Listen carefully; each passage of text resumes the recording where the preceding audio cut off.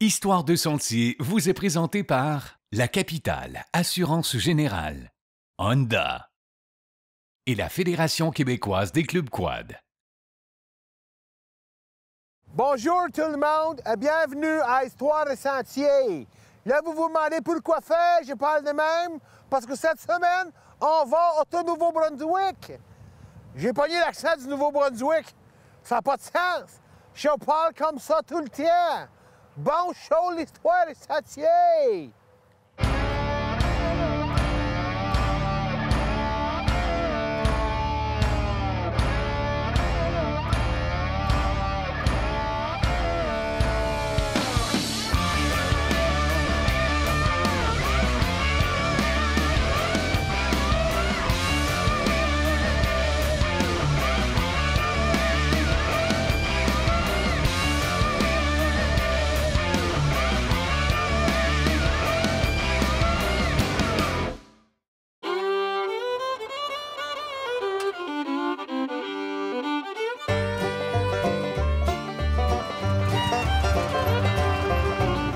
On va aller dans le secteur des clubs VTT du Nord-Ouest et voyageurs de sentier du Madawaska. Puis ce secteur-là comprend les villages, la municipalité d'Edmondson, Rivière-Verte et Saint-Anne principalement. Le développement de cette région ici, bien, naturellement, c'est pas avec l'arrivée, comme on dit, des premiers Acadiens dans la région, parce que les premiers sont arrivés en 1788-90, là. Puis les autres, les premières familles se sont toutes, ni plus ni moins, établies le long de la rivière Saint-Jean. Alors, lorsqu'il est arrivé plus tard, plutôt ce qu'on appelle, nous autres, les Québécois, ou les Français de Québec, là. Les Bellefleurs, les Terriens, et les autres, c'est plus dans les années là, 1850, 1860 qui sont venus. Alors, c'est eux autres qui ont colonisé et développé l'arrière-pays de Rivière-Verte et de Saint-Basile, et en fait du comté de Madawaska, au lieu d'être le long de la rivière Saint-Jean, comme l'ont fait, par exemple, les premiers Acadiens, quoi.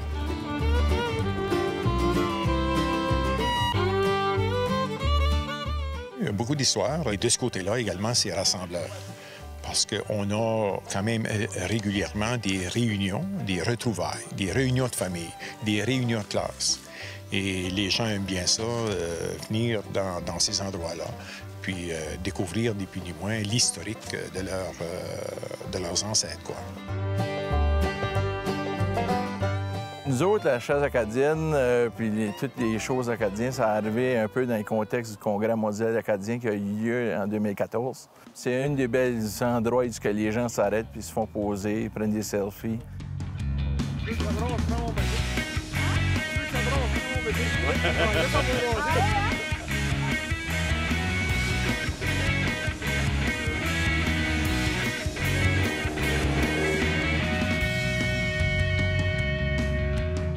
Le nord du Nouveau-Brunswick, la région du Madawaska, on est toujours à la recherche de différents projets pour faire en sorte à ce qu'on ait un meilleur développement économique et surtout également une meilleure qualité de vie pour les gens de la région.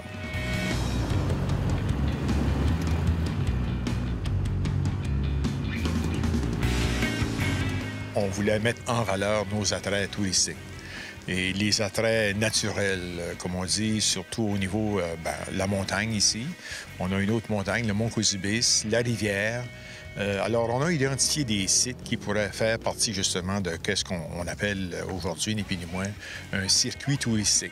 Vraiment, c'est le comité de développement économique là, qui a parrainé ce dossier-là, mais grâce quand même à l'appui qu'on a eu des différents organismes au niveau régional, comme la Commission d'urbanisme, l'OTEM, les différents ministères, et il ne faut pas oublier certainement au-delà de, je dirais, 2500 à 3000 heures de bénévolat là, de la part d'une centaine de personnes là, au cours des 5 dernières années. Il y a beaucoup de nos produits touristiques, comme la motoneige et le VTT, qui reposent entièrement sur le dos des bénévoles. Et je pense qu'il faut, à quelque part, que le gouvernement continue de s'impliquer, autant fédéral que provincial, pour justement, à cause que ça a des retombées économiques, on doit leur donner du support, on doit leur fournir des outils, mais peut-être des ressources humaines et des ressources financières aussi.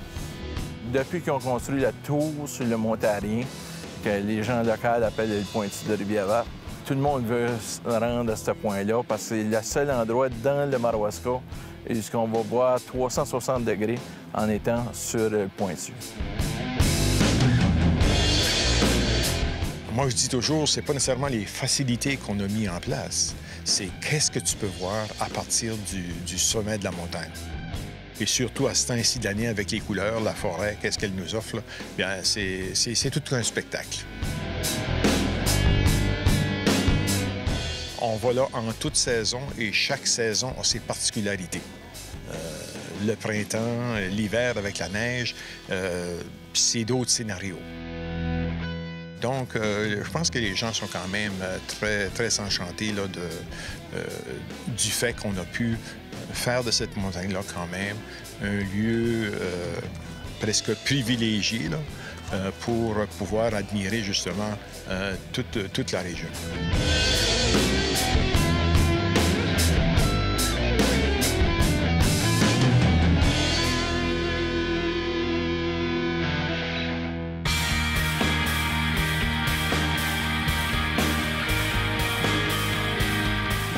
De la région de la capitale nationale, la lauréate est Madame Diane Tremblay du club de VTT du Grand Charlevoix. Madame Tremblay est unanimement reconnue par tous les membres du club de VTT du Grand Charlevoix comme leur très dévouée secrétaire trésorière. En effet, depuis 2003, elle ne compte jamais ses heures et est toujours la première à se porter volontaire. C'est d'ailleurs pourquoi les membres de son club tenaient tant à ce que son travail soit enfin reconnu à sa juste valeur. Merci, Madame Tremblay.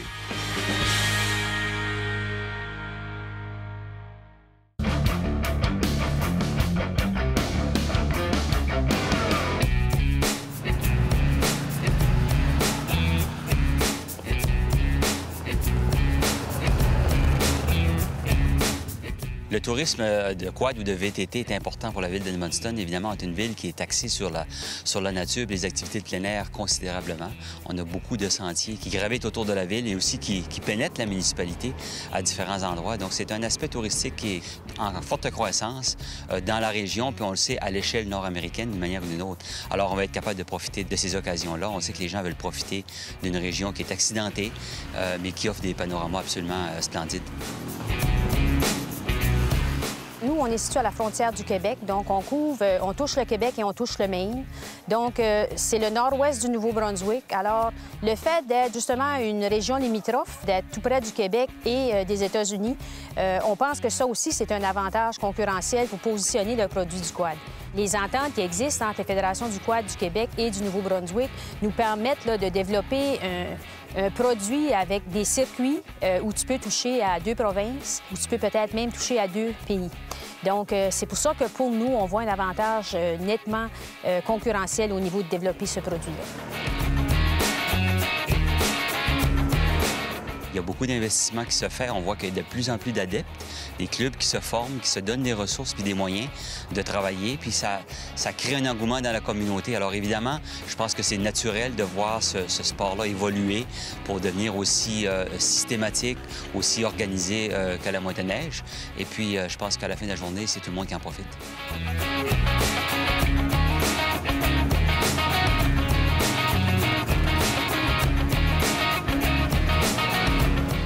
On a déjà, depuis plusieurs années, un partenariat qui fait la promotion du sport de la motoneige.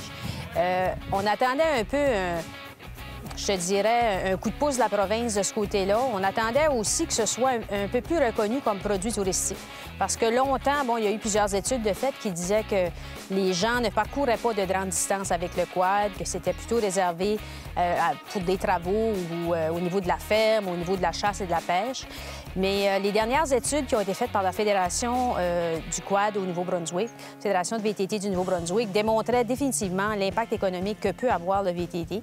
Et il y a plein de sentiers qui se sont développés. Il y a des tours d'observation, il y a de la faune, il y a de la flore qui peuvent être explorés. Ça fait que là, on est en train de développer pas juste de la signalisation, mais de l'interprétation aussi au niveau des sentiers. Il y a dans certains sentiers, ici, dans la Rivière-Verte, où c'est très rare que tu ne verras pas des orignaux ou des chevreuils ou d'autres bêtes de bois. Éventuellement, ce qu'on veut, c'est que la région devienne vraiment une destination 4 saisons. parce qu'on voit les changements de couleur dans les arbres, on voit quand le tapis blanc de neige s'installe, c'est tout un autre décor. Je pense qu'on a la possibilité de développer des randonnées internationales qui vont toucher à 2 pays, 2 provinces, et c'est vers cette destination-là qu'on veut se positionner. On a 420 km sur 3 clubs qui se relient ensemble. On parle de Saint-François à aller à Saint-Anne-de-Madawaska. Puis, qu'est-ce qui est de beau? L'avantage qu'on a en étant sous les frontières, on se connecte aussi avec les réseaux du club Trans-Tamis, qui nous donne encore près de 200 km.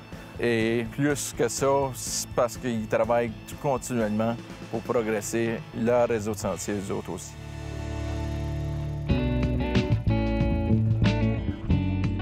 Vraiment, une grosse partie de mon travail à l'heure actuelle est axée vers la géomatique. Travailler, donner des outils de référence lorsqu'ils vont s'en aller sur le sentier ou même des outils web pour planifier leur randonnée dans la région. La région est à découvrir. Il y a beaucoup de choses dans les prochains 6 mois qui vont être faites, réalisées sur le terrain. Et puis, on espère vraiment, dans les 2 prochaines années, de pouvoir compléter la signalisation à un niveau de produit touristique vraiment de haute qualité.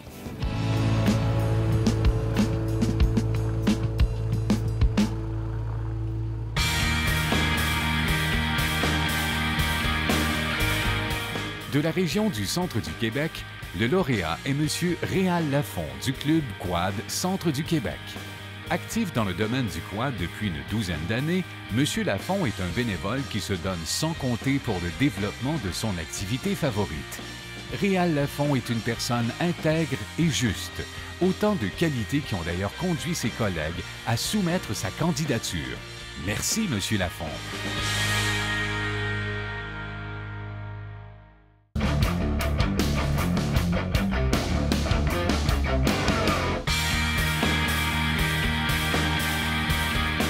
De la région de Chaudière-Appalaches, le lauréat est M. Gilles Clich du Club Quad Beauce-Sartigan.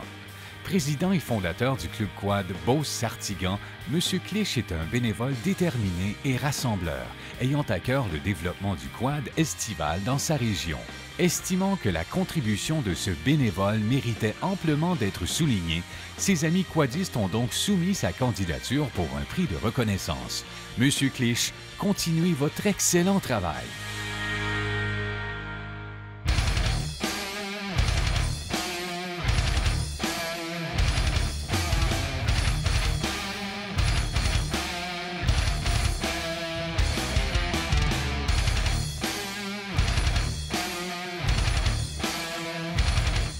L'année passée, on s'est installé vraiment un kit de porte complet sur notre véhicule. Le véhicule de l'année passée venait juste avec des filets. On voit de plus en plus les véhicules côte à côte qui sortent avec une genre de très petite demi-porte. Là, en fait, ça t'empêche de tomber en bas du véhicule, mais ça te protège pas vraiment des éléments. Fait que c'est un complément qui vient bloquer l'ouverture qu'il y a dans le bas de la porte. C'est vraiment facile à poser. On débarque la porte, puis c'est juste des bolts à visser comme il faut. Puis il y a beaucoup de bolts, des écrous pour bien que ça tienne. Mais c'est vraiment facile à poser, puis il n'y a pas de bruit quand on roule. C'est vraiment fait. On dirait que c'est fait de compagnie. On a étudié la possibilité de peut-être complètement enlever nos demi-portes et mettre une nouvelle porte complète. Puis là, après ça, on s'est rendu compte qu'il y a des compagnies qui font des additions de bas de porte. Et ça fait la même chose qu'une porte complète. Alors, beaucoup d'aftermarket parts ont commencé à fabriquer des demi-portes. Alors, on a commandé des demi-portes une autre fois de PRPC. Et installation très facile, bolt-on. Oui, le gros sac de bolt est plus pesant que la porte, là. Mais un peu de temps pour l'installer, mais rien de complexe. Et ça donne une belle allure au véhicule et aussi ça protège contre tous les débris qui rentrent dans le véhicule. Éric, c'est toi qui t'es occupé de changer les bêtes. Tu les as pas changées, en fait, tu as rajouté ça. Parce qu'on avait déjà la porte comme ça, mais on a rajouté celle-là. Puis ça sert à quoi pour le fun? C'est pour finir la porte. Puis la boue rentre moins, le rentre moins, genre? C'est moins d'éclaboussures. C'est-tu facile à... Moi, je veux t'aider, je vais poser l'autre. C'est-tu bien facile à faire? Non, c'est assez compliqué. C'est bon, fait que... Continue, buddy. Avec les portes, ce qui est le fun, c'est qu'ils ont pensé qu'on serait qu'on serait content d'avoir ce qu'on appelle des genres de petits coussins pour protéger nos genoux. Et en plus de ça, il y a un modèle, il y a un petit sac, un petit compartiment pour mettre des choses dans la porte. Vous pouvez accoter votre genou là-dessus, être très confortable. Et même sur les sentiers les plus roughs, vous n'avez aucun problème ou dommage ou mal à ressentir à vos genoux. On s'est assis dans le véhicule. J'étais content de voir que mon genou, que normalement il va aller frapper dans le métal, va frapper sur un beau petit coussin bien rembourré. Et bien, les petits zips, c'est le fun. Si tu veux mettre quelque chose à portée de la main que tu ne veux pas avoir dans tes poches pendant les randonnées, mais qu'il est là, il est tout le temps là. Ton téléphone, par exemple, qui est quand même protégé des éléments. C'est pas quelque chose qui est absolument nécessaire, mais c'est quelque chose qui peut aider à améliorer le confort dans le véhicule. Si on est là puis on change tous les sièges à cause qu'on veut être plus confortable, pourquoi pas aller un peu plus loin et se donner un petit élément de confort de plus. Et finalement, c'est une des affaires qu'on a aimé presque le plus, malgré le fait que c'est pas grand-chose. Donc, des fois, c'est ça qui est important, c'est de toujours essayer de bien visualiser à quoi ça sert cette pièce-là, pourquoi on l'installe, puis on peut rester surpris. L'an passé, j'avais été plusieurs à voir que je m'occupais du côté sécurité du côte à côte. Cette année, je m'en occupe encore. C'est moi-même qui vais encore installer les miroirs parce que c'est important de bien voir. Je vous emmène, on va installer ça. Là, ça va me prendre un Westcott. La vis à natation. On le met où la graphine. On n'oublie jamais de le mettre où la graphine.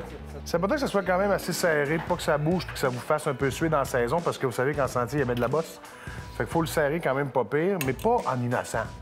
OK? Je suis capable en innocent, mais on veut pas ça.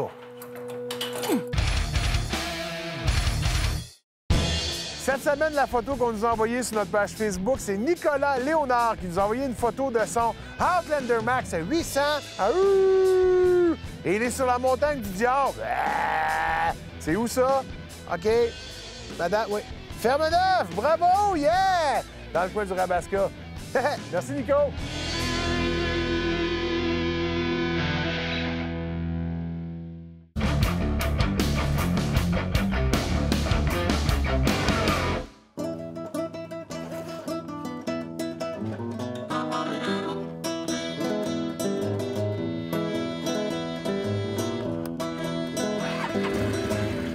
On rencontre maintenant Daniel, qui est le président du club qu'on a la chance de visiter aujourd'hui. Daniel, c'est un beau club et on voit qu'il y a beaucoup de travail, là. C'est un club qui est déjà depuis plusieurs années. Il a commencé il faut au moins une quinzaine d'années, peut-être même plus. Et puis, à chaque année, on essaie d'amener des améliorations. On a beaucoup de territoire. Et puis ensuite, bien, les gens aiment ça se promener. Puis on a la chance d'avoir plusieurs sentiers qu'on peut développer. Puis on a eu des bénévoles dans le passé qui sont venus aider à développer les sentiers. Puis de plus en plus, on a des sentiers qui sont mieux aménagés. Puis on voit que le tourisme est en croissance. Puis on est bien content de ça. Nous autres, on est dans des petites régions. Principalement, c'est Saint-Anne-Rivière-Verte. Mais on commence des limites de la ville de Saint-Léonard. Ça veut dire Sagues, Dame-de-Lourdes, Saint-Anne, Rivière-Verte. Puis on se rend jusqu'aux limites de la ville d'Edmundston. Ça fait que, comme je te disais, c'est pas une très grosse population, mais c'est vaste en territoire. Et puis, il y a de la forêt partout alentour de nous. Ça fait que c'est propice au développement du quad.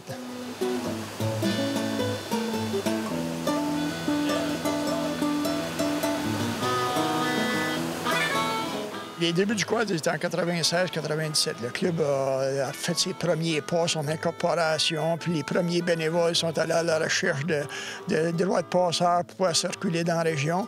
On a pris exemple sur le club de skidoo qui était développé dans la région à ce moment-là. On a fait un petit peu les mêmes travaux que les autres, de trouver des emplacements pour pouvoir circuler. Et puis, petit à petit, bien, les gens sont venus aider, puis on a eu des droits de passeurs, des nouveaux sentiers qui se sont rajoutés. Aujourd'hui, on connecte à travers partout la province, puis surtout dans la région ici, on est à même distance d'Edmundston et Grand-Sault. Donc, si tu veux venir ici à la forêt expérimentale jusqu'où on est présentement, c'est la même distance à partir d'Edmundston ou Grand-Sault à venir ici. Ça fait qu'on est comme central. Ça fait qu'il y a beaucoup de gens, justement, de ces régions-là qui viennent ici parce qu'on est central.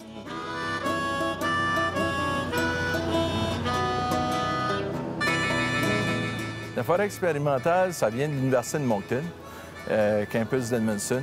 Ils ont la faculté de foresterie. Puis eux autres, dans le cadre de leur programme, ils ont décidé de prendre soin de ce territoire-là. Fait qu'il y a là pour les formations, ces choses-là.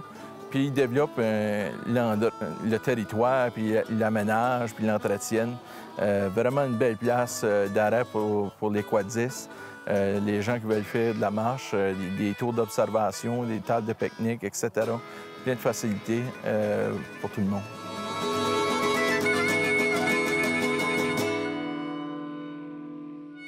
Quand les filles, j'ai dit de passer d'un trou d'eau, mais plus vite que l'ombre.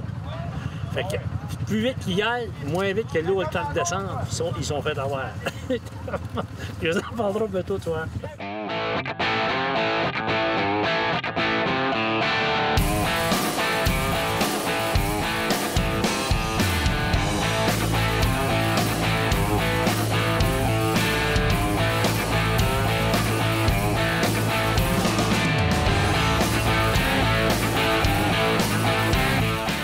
Ils sortaient les bras, ils sentaient contents, eux autres, là. Pour ça, ils initiaient. Écoutez, on doit vivre l'expérience jusqu'au bout. Alors, on nous a testés et on a répondu à l'appel.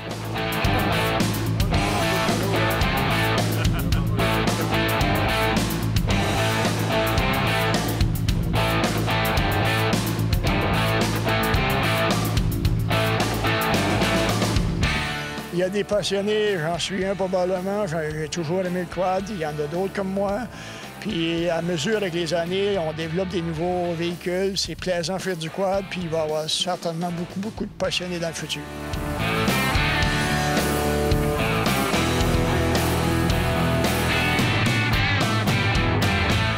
Profitez des 75 ans de la capitale en participant à leur tout nouveau concours et courez la chance d'être l'un des 8 gagnants d'un de ces magnifiques prix offerts par Yamaha.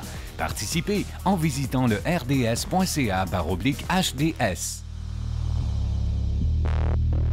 J'espère que vous avez bien aimé l'émission. On se voit la semaine prochaine. How are you? J'ai pogné l'accent. Je suis pogné avec l'accent du Nouveau-Brunswick, gang. Comment vous faire me débarrasser de ça? Histoire de sentier vous a été présenté par la Capitale Assurance Générale, Yamaha et CF Moto Canada.